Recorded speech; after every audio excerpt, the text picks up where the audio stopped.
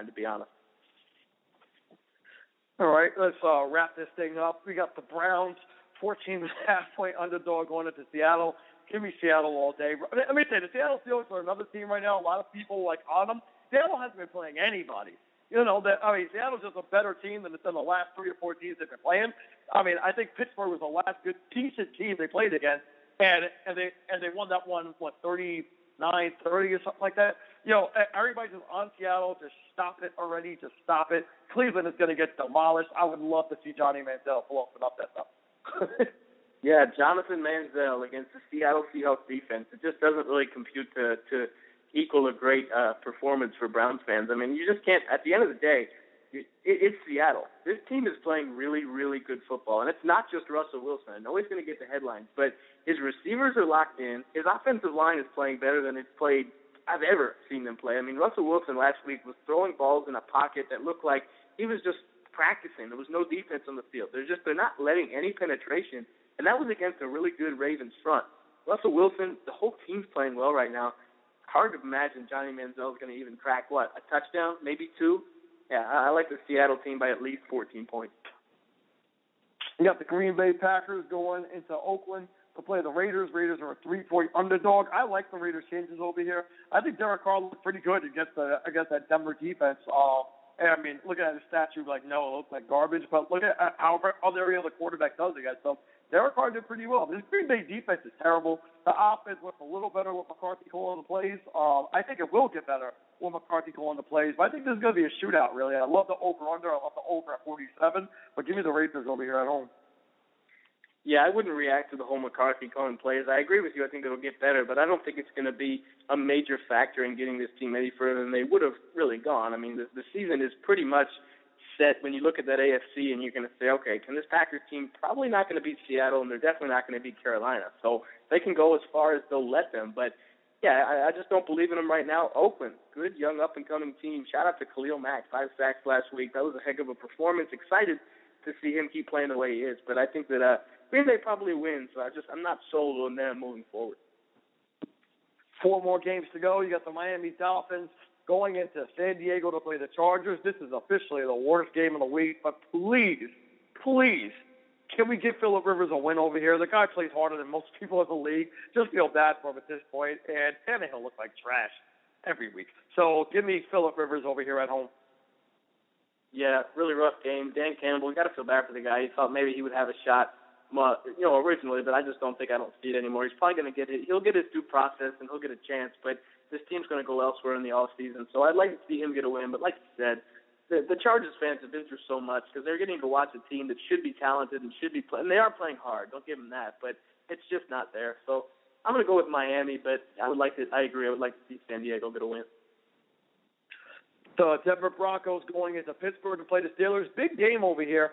Pittsburgh Steelers are a 5.5-point favorite, and I kind of like it. I kind of like Pittsburgh's chances over here. I've been saying all year I love their offense. I think Pittsburgh's the kind of team that I'm saying it's going to be funny because I think the 2 teams that are slated to be the wild card teams, when you look at, because I'm knocking out the Kansas City Chiefs from this, the Pittsburgh Steelers and the Jets, I think those are the teams that could come out to AFC. So I love Pittsburgh over here against Denver.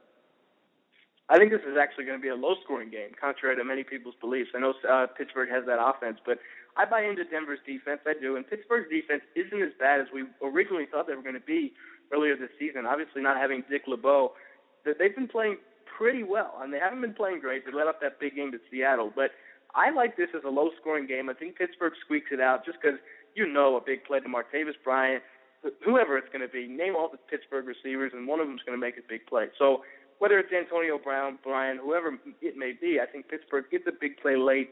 I like them, but it's going to be a good game. Cincinnati Bengals without Andy Dalton, still a 4.5-point favorite against the 49ers at San Francisco. What do you think about this one, Joe? I think it's a big game for A.J. McCarron. I mean, at the end of the day, when you look at it, this is a big game for him because you have to play somewhat decently. You have to construct somewhat of a performance to kind of get your fan base and your coaching staff and really the rest of your team convinced that you can lead this team if Dalton's out the rest of the way. I'm not so sold that Dalton won't be back once the playoffs start, especially if they get a first-round bye, and that'll be big when they play Denver because they play Denver, next week? Yeah, they play Denver next week, so they got to get past this one. you'd like to see somewhat of a favorable matchup and game for McCarron, just because you want to see. I don't know. I'm just not sold. I know he makes those like comments last week about, oh, Tom Brady did it, and I'm kind of in that situation. But I know he was kind of saying that jokingly, but that's a big talk, and a lot of eyes are going to be on him this week. So he better have a big game just to prove to everybody that this team isn't going to face that much of a drop-off without Dalton. The last game to go over this week is the Detroit Lions against the New Orleans Saints. That's bad football. The Saints are a 3-point favorite over here. Good to see my man Willie Snead. He seemed to be healthy finally. That hamstring was really bothering him like the last 3 weeks. Willie Snead blew up last week. Over/under is at 50.5. This is tough. I don't know. I'm kind of gonna go kind of go off what you say, then make my pick. Yeah, well, I'm kind of Googling bowl schedule right now, those 2 words, college football bowl schedule, because I'm trying to make sure that there's nothing on. I hope there is, because I don't want to watch this game. But if there isn't, I guess you got to go with, man, can I go off what you say? No. Detroit, I like 3 because it's Christmas week, and I think that fan base is sad and they need something. So that's what all I got.